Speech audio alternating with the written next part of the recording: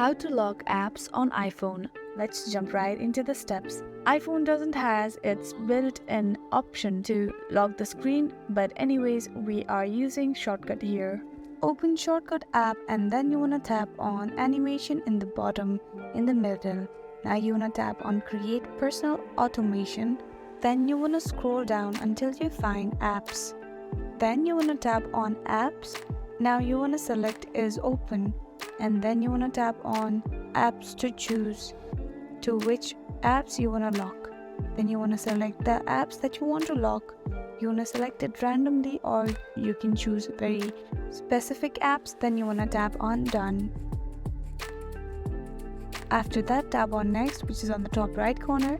Then you want to tap on add action. Here you want to go to the search bar and search for timer. Then you want to tap on timer, and here where it says start timer for, here you want to keep 1, and instead of minutes you want to keep seconds. Then you want to go ahead and tap on next. Now here in this screen you need to disable ask before running, and then you want to tap on done. This does not lock your screen, but the person will be enabled to use the app, so this doesn't end here.